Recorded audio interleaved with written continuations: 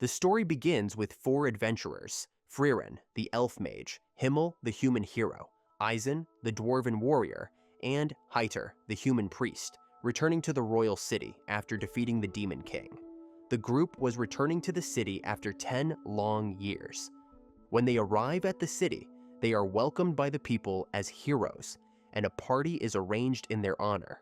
The king even plans to erect a statue in their honor. During the night, they remembered the various encounters they had on their adventures. Himmel says that he's glad that he had the chance to go on such a journey. But for Frieren, the journey had no significance, as 10 years is not a long time for her. That night, they witness a meteor shower, which happens every 50 years.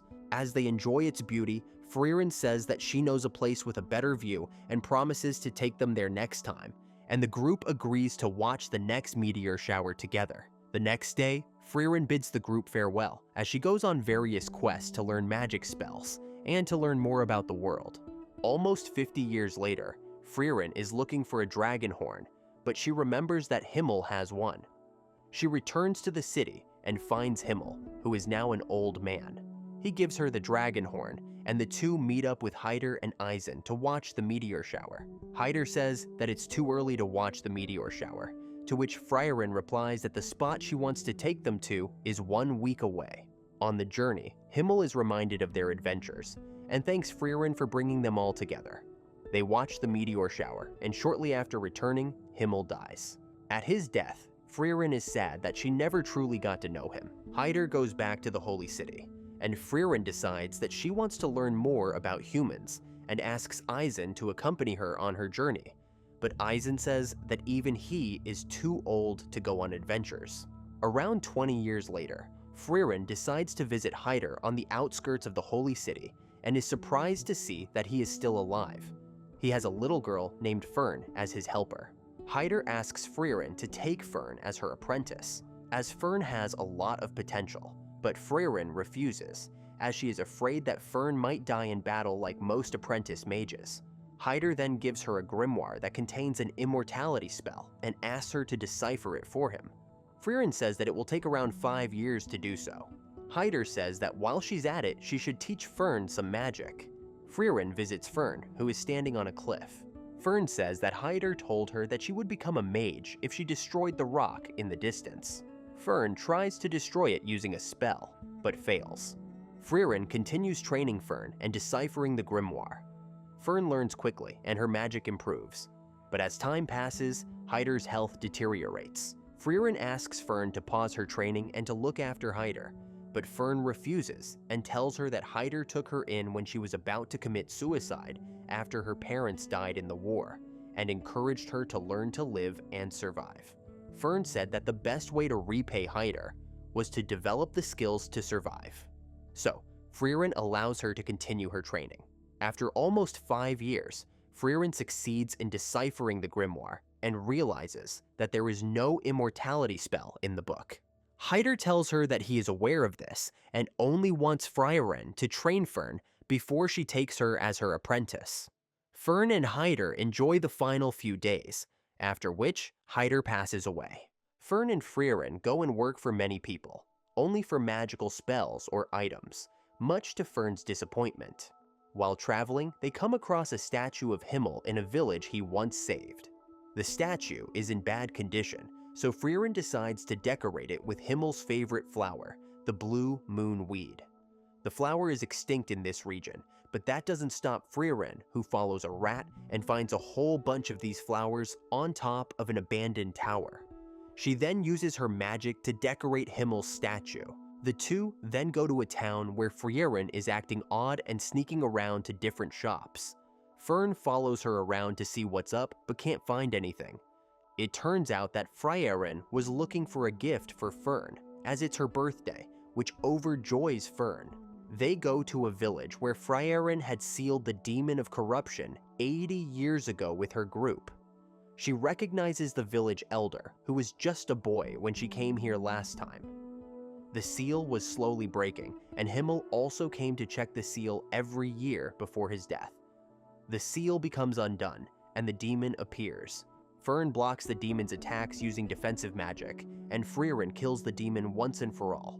The Elder also asks Frieren to clean up the beach before the New Year's festival, in return for which they will give her the legendary mage Flam's grimoire, who is also Frieren's mentor. They clean the beach, but the grimoire turns out to be fake. Frieren is determined to watch the year's first sunrise, which she missed last time with her group due to her sleeping habits. Even this time, she refuses to get out of bed, but Fern drags her out of her bed to watch the sunrise. Seeing Fern happy makes her realize the true worth of such experiences. The two then go to visit Eisen, 28 years after Himmel's death. Frieren asks Eisen if she can do anything for him. Eisen says that he wants to find Flam's grimoire, which contains spells for talking to the dead again. And Eisen wants it so that Frieren can talk to Himmel and finally get to know him. They look for the grimoire but can't find it. Frieren remembers that Flam once told her that if she ever regrets something, she should come to her home where she planted a sapling. Thus, Frieren goes to the place and finds the grimoire inside the tree, which is now about 1,000 years old. According to the grimoire, to talk to the dead, Frieren will have to go to Oriol, which is at the northernmost point of the continent, and is also the place where the Demon King's castle is located.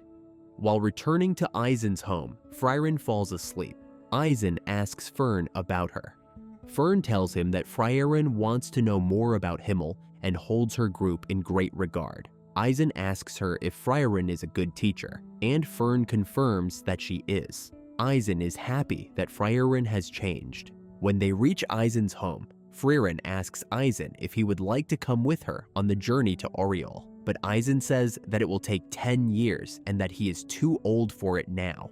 The two continue their journey and reach a village where they hear that people come across the souls of their loved ones, which then disappear. Frieren tells Fern that this is probably the demon who uses illusion magic to lure people and then kills them. Frieren tells Fern that to break out of the illusion, you have to attack the illusion of your loved ones.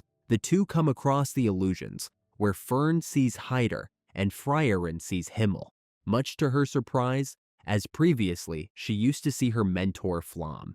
They attack the illusions, and the demon reveals himself, which they kill easily. The two then come across a dragon's nest, which contains a grimoire that Frieren wants. They try to kill the dragon with magic, but it only enrages it, causing Frieren and Fern to run away. Frieren decides to use the help of Eisen's disciple, Stark, who is the hero of the local village, whom the villagers hold in great regard. When they meet him, they find out that he is a coward who hasn't slain anything. Although he is strong, he is scared of losing his life.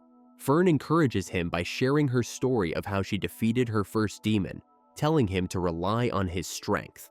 Frieren asks Stark only to distract the dragon for 30 seconds so she can kill it. Stark is scared, but Frieren tells him that his mentor Eisen also got scared during battles, which calmed Stark. He takes on the dragon and kills it in one blow. Stark joins the two on their journey.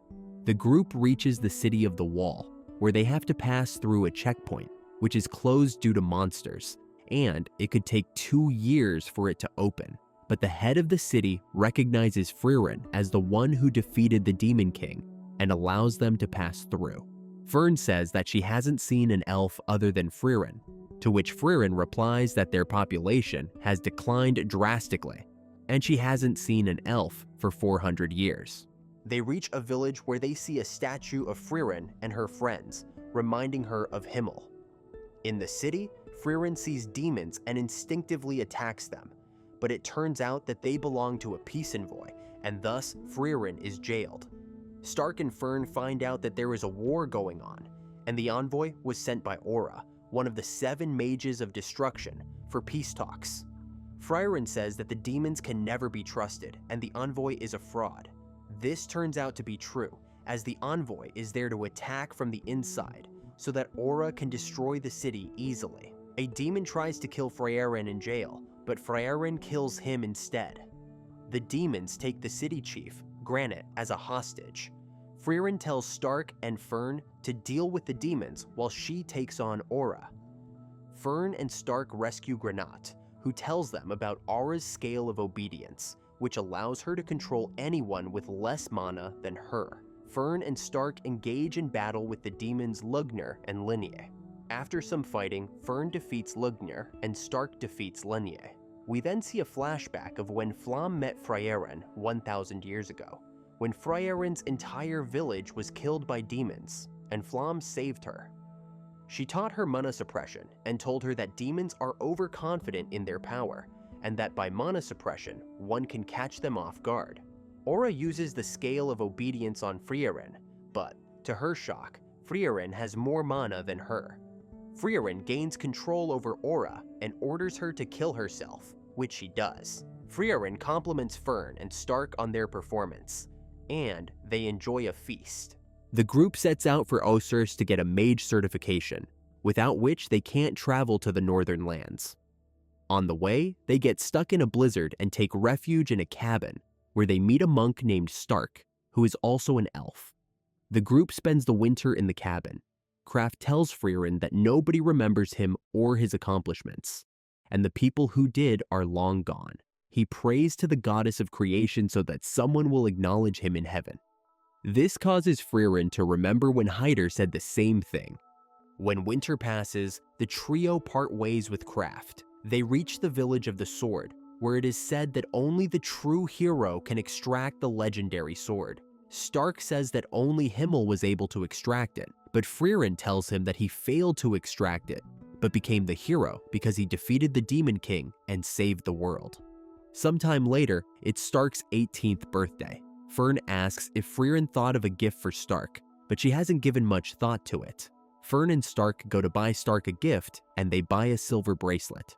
They return to see that Frieren has cooked hamburger steaks, saying that Eisen used to cook it as a symbol of recognition that the person has been doing their best. Stark gets emotional as he remembers that his brother used to cook him the steaks on his birthdays, and how his brother asked him to run away when a monster attacked, and gave his own life to save Stark's. Sometime later, Frieren saves a priest from drowning, and the priest, in return, heals Stark when he gets bitten by a snake.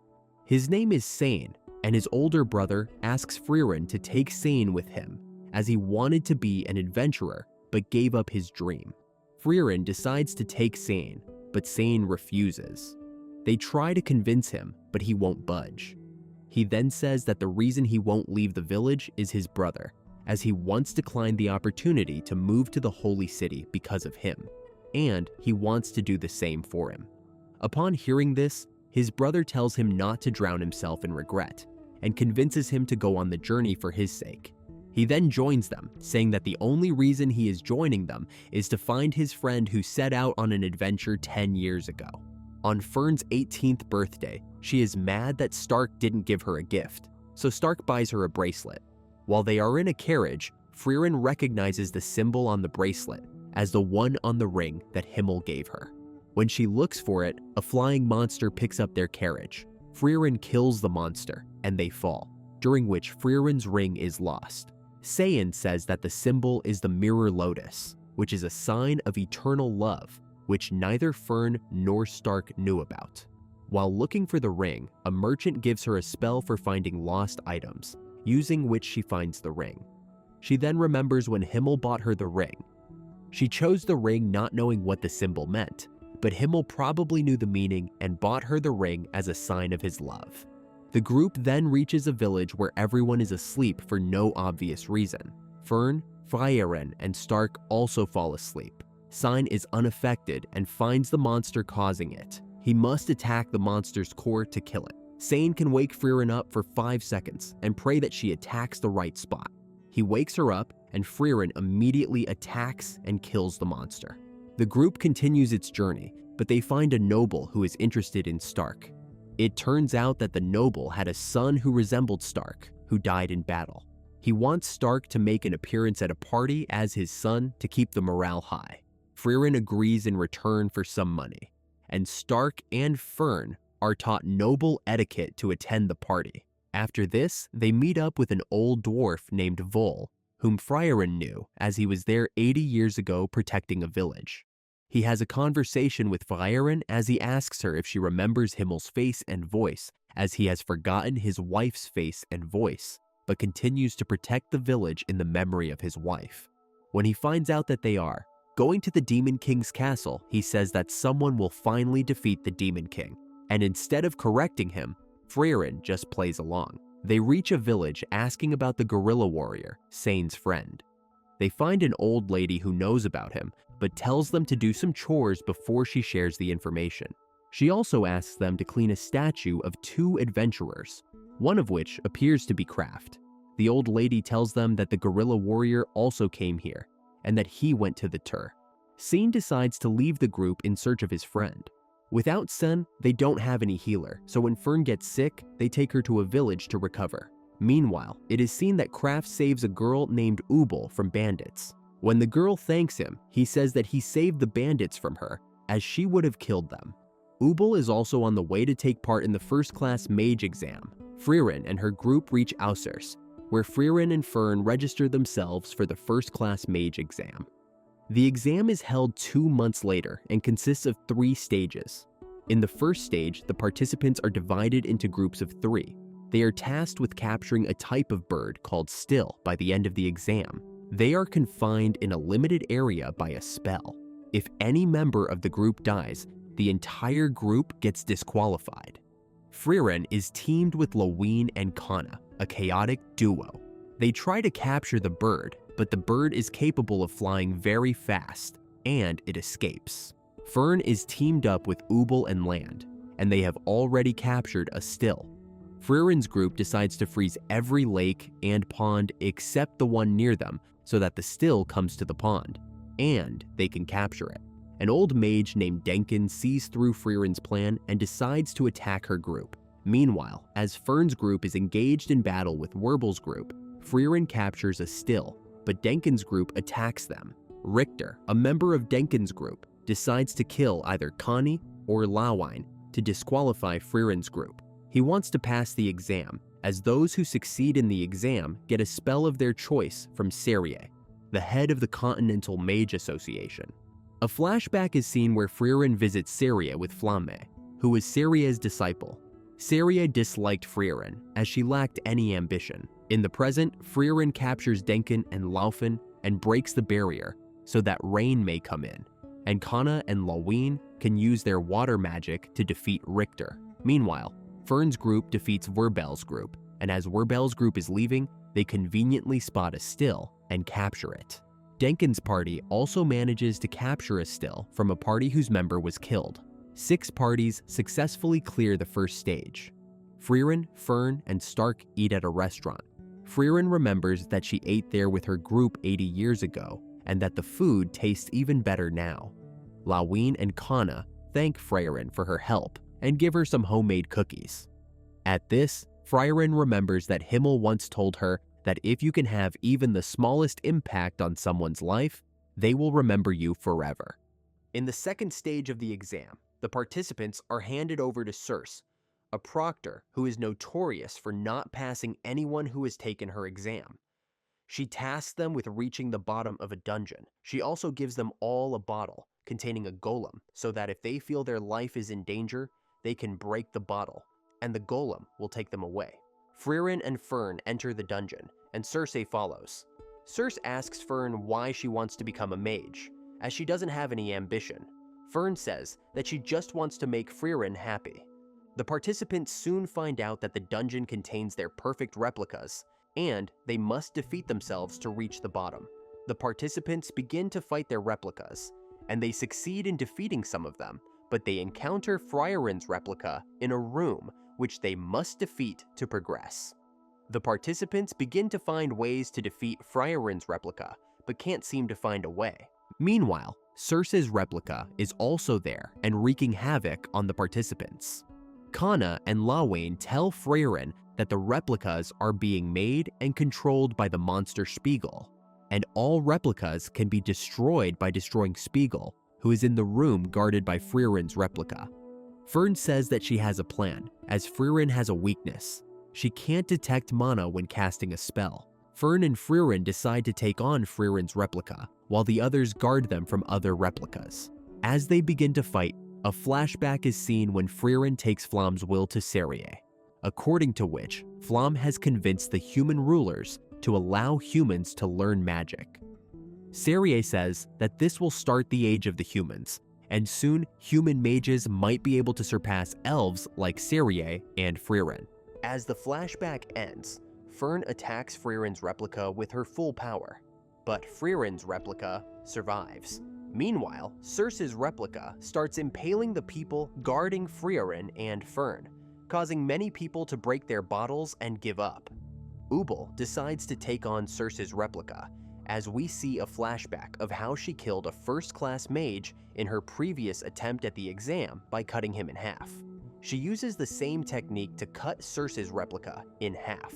Meanwhile, as Frieren distracts her replica, Fern again lands a powerful attack on Frieren's replica, but it survives again and sends Fern flying into the wall.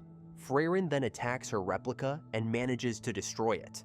She then kills Spiegel, ending the rampage of the replicas.